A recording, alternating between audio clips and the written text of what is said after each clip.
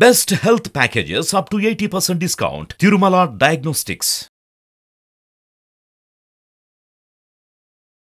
నమస్కారం, నేను మీ జాహ్నవి. మనతో ఉన్నారు ప్రముఖ జ్యోతిష్య వాస్తు పండితులు, ప్రముఖ ఆధ్యాత్మికవేత్త, జ్యోతిష్య వాస్తు శిక్షణ నిపుణులు, లలిత ఉపాసకులు, బ్రహ్మశ్రీ నానాజీ పట్నాయక్ గురువు గారు. సూక్ష్మంలో మోక్షం ఈ ప్రత్యేక కార్యక్రమం ద్వారా మనకున్నటువంటి ప్రతి సమస్యకి ఎంతో చక్కటి సొల్యూషన్స్ గురువు గారు అందిస్తూ ఉన్నారు కదా.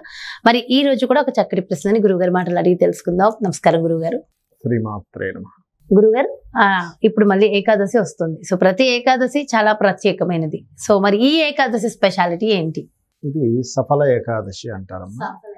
ఎందుకు సఫల ఏకాదశి అంటే మనం చేసేటువంటి పని ఏదైతే ఉంటుందో అది సఫలం అవ్వడానికి ఆ యొక్క మహావిష్ణువుని ప్రార్థించడం ద్వారా సఫలమవుతుంది. ఎందుకు అనాలి ఈ ఏకాదశిని సఫల ఏకాదశి అంటే, ఎప్పుడైనా మీరు గమనించండి, రవిచంద్రులు ఉన్నటువంటి డిస్టెన్స్ని బట్టి మనకు తిథులు ఏర్పడుతూ ఉంటాయి.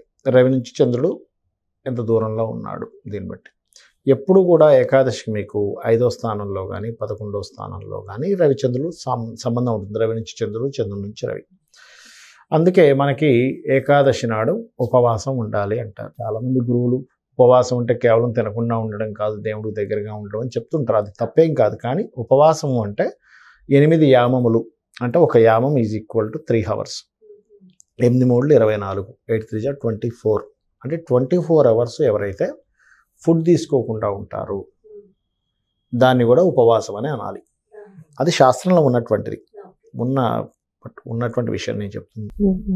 అంటే ఇక్కడ ఏంటంటే ఒకటి గుర్తుపెట్టుకోండి, ఇది ఎవరెవరికి ఫుడ్ ఆపడం అనేటువంటిది చిన్నపిల్లలకు కాదు, ఇది ఏజ్డ్ పర్సన్స్కి కూడా కాదు. ఒక 60-70 years దాటారు బాగా, అటువంటి వారికి కాదు. రోగగ్రస్తులకు కాదు. అంటే రోగగ్రస్తులు తినొచ్చు, తప్పులేదు. చిన్నపిల్లలు తినొచ్చు, బాగా ఏజ్డ్ పర్సన్స్ తినొచ్చు. వీళ్ళు కాకుండా ఒక యంగ్లో ఉన్నాం, ఒక 15 years నుంచి ఒక 40, 45, 50 వరకు కొంచెం బాగానే ఉంటుంది, శరీరం సహకరిస్తుంది. మీకు శరీరం సహకరిస్తున్నా, మీరు మంచి ఆరోగ్యంగా ఉన్నా, ఖచ్చితంగా ఇంకా మీ ఆరోగ్యాన్ని పెంచుకోవడానికి ఉపవాసం ఉండవలసిందే.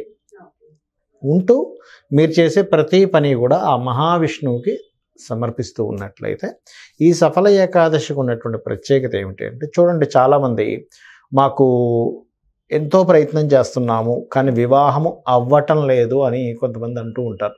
ఎన్నో ప్రయత్నాలు చేస్తున్నామండి, అసలు ఆ సంబంధం చూసాం, ఈ సంబంధం చూసాం, అవ్వట్లేదని బాధపడుతూ ఉంటారు. అయితే ఇక్కడ ఒక విషయం గుర్తుపెట్టుకోవాలి, ఎప్పుడైనా ఎవరైనా సరే వివాహ సంబంధించిన విషయాలు ప్రయత్నం చేస్తున్నారు అనుకోండి, ఆ అబ్బాయి కావచ్చు, అమ్మాయి కావచ్చు, వారి జన్మజాతక చక్రంలో వివాహం అయ్యే గడియలు నడుస్తుంటాయి. ఒక్కోసారి నడవు. అది చాలామందికి తెలియక ఇది ఎలా ఉంటుందంటే, మనకు చూడండి,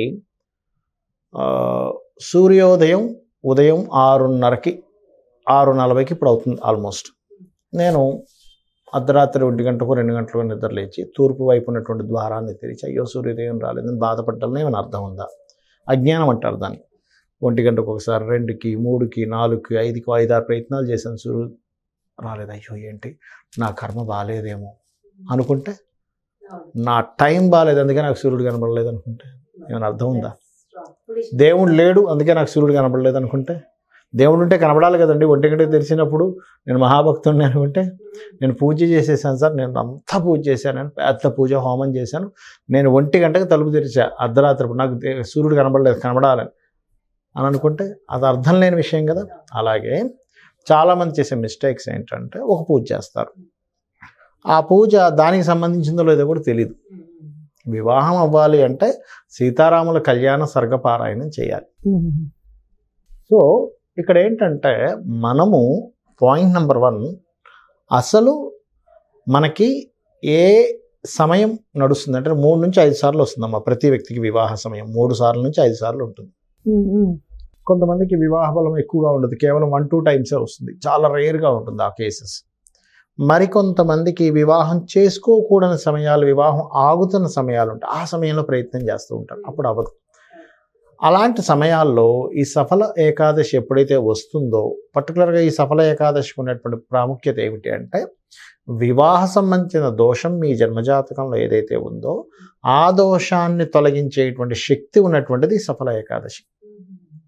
ఎందుకు అంటే, చంద్రుడు ఫ్రూట్ఫుల్ ప్లానెట్ అంటారు మనకి జ్యోతిష్ శాస్త్రంలో. మనకి ప్రశ్నాశాస్త్రంలో కూడా ఏదైనా చంద్రుడు కనుక ఆ ప్రశ్నకి సంబంధంగా వచ్చాడు అంటే సింపుల్ ఎగ్జాంపుల్, ఒక వివాహం కోసం ప్రశ్న వేశాం, శుక్రుడిని కనుక చంద్రుడు చూస్తున్నాడు ప్రశ్న సమయంలో, దెన్ ఆ యొక్క వివాహ సంబంధించిన ప్రశ్న ఏదైతుందో ఫలిస్తుంది.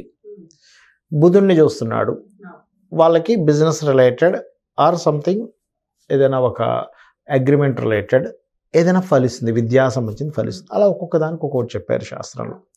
అలా మనకి శుక్రరాశుల్లో చంద్రుడు ఉన్నాడు కాబట్టి అది ఏకాదశి అయింది కాబట్టి, అది కూడా ఆత్మకారకుడు అయినటువంటి రవి నుంచి ఏకాదశి స్థానంలో చంద్రుడు ఉన్నప్పుడు వచ్చినటువంటి ఏదైతే ఏకాదశి సఫల ఏకాదశి ఉంటుందో ఇది ప్రత్యేకంగా మొండిగా చాలా కాలంగా మనం ట్రై చేస్తున్నాము, ఎంతో ప్రయత్నం చేస్తున్నా కూడా వివాహం అవ్వట్లేదు అన్నవారు ఇది చేసుకుంటే వివాహం కుదురుతుంది.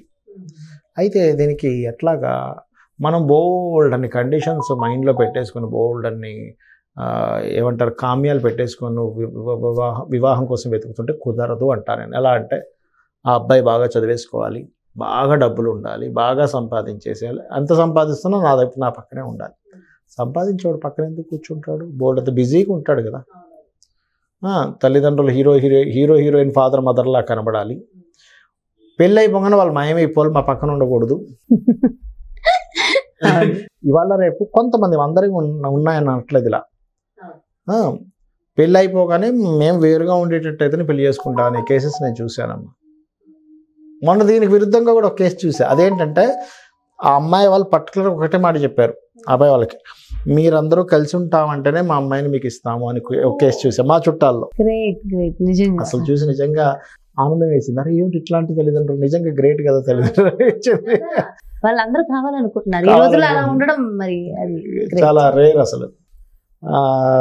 అలాంటి కేసెస్ కూడా చూసాం. అంటే ఏమిటి, మీరు ఎక్కువ ఆప్షన్స్ పెట్టేసుకుంటే మీకు దొరికే ఛాన్సెస్ తగ్గిపోతాయి.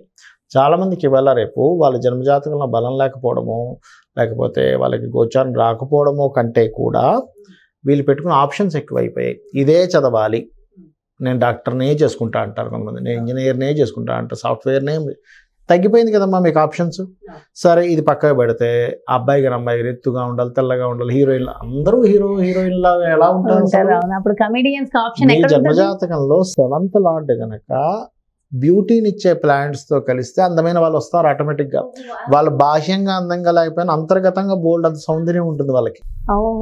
అంటే గ్రహాలను బట్టి కూడా ఉంటుంది. అయ్యో మీరు ఎందుకు జాతక చక్రం ఇస్తే చక్రాన్ని చూసి అయ్యా మీ జీవిత భాగస్వామి ఇలా ఉంటారు అంటే, ఐ మీన్ వాళ్ళు మొండిగా ఉంటారా, బద్ధకంగా ఉంటారా, తెలివిగా ఉంటారా, అందంగా ఉంటారా, వాళ్ళకి కళల మీద ఆసక్తి ఉంటుందా అనేది చాలా స్పష్టంగా చెప్పొచ్చు. అదేం పెద్ద విషయంగా జ్యోతిషాస్త్రంలో ఉంటుంది అది. Because of 7th house signifies వాళ్ళ యొక్క జీవిత భాగస్వామి. ఆ లార్డ్ వెళ్ళి ఎవరితో కలిసి ఉన్నాడో ఎక్కడున్నాడో దాన్ని బట్టి వాళ్ళ గుణగణాలు వాళ్ళ యొక్క తత్వం వస్తుంది. ఇక్కడ నేనేమంటానంటే మీరు ఓల్డ్ అండ్ ఆప్షన్స్ పెట్టుకుని వెతక్కండి, ఆప్షన్స్ తగ్గించుకోండి, అమ్మవారిని నమ్ముకోండి. మంచి కుటుంబం అయితే చాలనుకోండి, అమ్మాయి చక్కగా సాంప్రదాయంగా ఉంటే చాలనుకోండి, చాలు. ఇంతవరకు మీరు అమ్మాయి సంపాదించేసేయాలి, లేకపోతే అబ్బాయి విపరీతంగా సంపాదించాలి, లేకపోతే అబ్బాయి ఇలా ఉండాలి అలా ఉండాలి అనుకుంటే సంబంధాలు కుదరవు. అంటే ఏమైపోతుందంటే ఇన్ని ఆప్షన్స్ పెట్టుకున్నప్పుడు ఏమవుతుంటే ఒక స్టేజ్కి వచ్చి మీరు కాంప్రమైజ్ అవ్వాల్సి వస్తుంది. ఏదో ఒకటి కానివ్వండి అంటారు. నేను చాలామందిని చూసి అలాంటి వాళ్ళని, అయ్యో ఫస్ట్లోనేమో 25 వయసులో ఉన్నప్పుడేమో అసలు అదొద్దు ఇదొద్దు రిజెక్ట్ చేసుకోవడం, 40 ఏళ్ళు వచ్చేదాకా వివాహం అవ్వకపోవడం, 40 ఏళ్ళు వచ్చాక ఎవరో ఒకరికి ఏంటో అయినంటే ఎవడు రాకపోవడం, ఎవరో ఒకరు స్త్రీ అయితే చాలనుకున్న స్టేజ్కి వచ్చేసారు, ఎవరో ఒకరు పురుషుడు అయితే చాలనుకున్న స్టేజ్కి వచ్చేసారు. అప్పుడు వీళ్ళకి 40 years వచ్చేసాక, 40-45 వచ్చేసాక ఇప్పుడు ఇంకా కష్టమవుద్ది కదమ్మా. అప్పుడు ఆల్రెడీ వాళ్ళు సెకండ్ మ్యారేజ్ వాళ్ళని చేసుకోవాల్సిన పరిస్థితి రావడం అదేం తప్పనట్లేదు నేను. వాళ్ళ మైండ్ సెట్ వీళ్ళ మైండ్ సెట్ సెట్ అవ్వాలి. ఓవర్ మెచ్యూరిటీ అయిపోతే కూడా కష్టమే, ఎక్కువ మెచ్యూరిటీ అయితే కూడా కష్టమే. ఒక పట్టాన క్యాలిక్యులేషన్స్ పెరిగిపోతాయి. అమాయకత్వం కూడా కావాలి. మంచి మాట చెప్పారు. ఎందుకంటే ఒక ఓవర్ అయిపోతే కూడా ఏమవుతుందంటే క్యాలిక్యులేషన్స్ ఎక్కువ అయిపోతే కూడా కష్టమే. ఎటువంటి క్యాలిక్యులేషన్స్ లేకైనా దిగాలి, లేకపోతే లిమిట్లో ఉండాలి. కానీ ఓవర్ అయిపోతే 10 లెక్కలు వేసుకునేది ముందుకు వేయలేరు. కాబట్టి ఈ ఏకాదశికి ఆ పురుషుడు కావచ్చు స్త్రీ కావచ్చు ఈ పూజ చేయడం అంటే అలాగా మహావిష్ణువుని అర్చించడం, లక్ష్మీదేవిని అర్చించడం, ఆ ప్రసాదం ఆ రోజు ఉపవాసం ఉండడం, ప్రతి పని చేస్తున్న ప్రతి పని కూడా మహావిష్ణువుకి సమర్పిస్తున్నట్టుగా పూజ మనసులో అనుకుంటూ ఉండడం, తలుచుకుంటూ ఉండడం, పూజ చేయడం చేయాలి. ఈ సంకల్పం చెప్పుకోవాలి, స్వామి నేను నిన్ను నమ్ముకున్నాను, నాకు ఒక మంచి సంబంధం కుదిరేలా చూడు. దీంతోపాటు సహజంగా వివాహం అవ్వడానికి కామేశబద్ధ మాంగళ్య సూత్రశోభిత కందరాయ నమః అనే నామస్మరణ గనక చేస్తే, ఇది ఎన్నిసార్లు చేయాలి ఏంటని అడుగుతుంటారు. రోజు చేయాలని చెప్తాను. ఎందుకంటే మీ కర్మ ఎంత ఉంది అనేటువంటిది మీకు తెలియదు, మనం లెక్క కట్టలేము. ఎన్నో జన్మలు మనం ఎత్తాం, అన్ని జన్మల నుంచి వస్తున్నటువంటి ఆ యొక్క ఇది కర్మ మీరు క్యారీ చేసుకుంటూ వచ్చారు. అది మీరు ఎంత సాధన చేస్తే అంత క్లియర్ అవుతుందమ్మా. అది సో నిజంగా అంటే చాలా మంది పెళ్లి కోసం ఎదురు చూస్తున్న వారు, పెళ్లి ద్వారా ఇబ్బందులు పడుతున్న వారికి చాలా మంచి విషయం. పెళ్లి మీకు ఏదైనా ఒక కోరిక ఉంటే ఆ కోరిక నెరవేరడం కామ్యం సిద్ధిస్తుంది. దీనివల్ల సామాజికమైనటువంటి ఇబ్బందులు ఏమంటే క్లియర్ అవ్వడం. ఒకవేళ వివాహం అయింది, వివాహం అయ్యే కొంతమందికి ఇబ్బంది ఉంటుంది, వారికి కూడా క్లియర్ అవుతుంది సమస్య అనేటువంటి. చాలా చాలా చాలా మంచి రెమెడీ ఎక్స్ప్లెయిన్ చేశారు గురుగారు. Thank you so much. నమస్కారం. శ్రీమాత్రే నమః. చూసారు కదండి, సఫల ఏకాదశి. మరి ఈ ఏకాదశి రోజు మనకున్నటువంటి ప్రతి ఒక్క కామ్యాలు సిద్ధించడానికి, ముఖ్యంగా వివాహం కాని వారికి, వివాహానికి సంబంధించి ఇబ్బందులు పడుతున్న వారందరికీ కూడా మరి ఆ రోజుని ఎలా ఉపయోగించుకోవాలనేది రెమెడీస్తో సహా అండ్ అంటే సెల్ఫ్ నాలెడ్జ్ చాలా, అంటే ఎవరు ఎక్కడ దేన్ని పట్టుకోవాలి, దేన్ని వదిలేయాలనేది కూడా చాలా డీటెయిల్గా ఎక్స్ప్లెయిన్ చేశారు కదా గురుగారు. మరో చక్కటి ప్రత్యేకమైన కార్యక్రమంతో మళ్ళీ మీ ముందుకు చేస్తాను. మరి అదేవిధంగా మీ యొక్క జాతకానికి సంబంధించి కానీ, లేదంటే మీ ఇంటి వ్యాపార వాస్తుకి సంబంధించి కానీ, లేదంటే గురువు గారిని ప్రత్యక్షంగా సంప్రదించాలి, అపాయింట్మెంట్ కావాలనుకుంటే క్రింద డిస్ప్లే అవుతున్నటువంటి నెంబర్స్కి కాల్ చేయండి. నమస్కారం.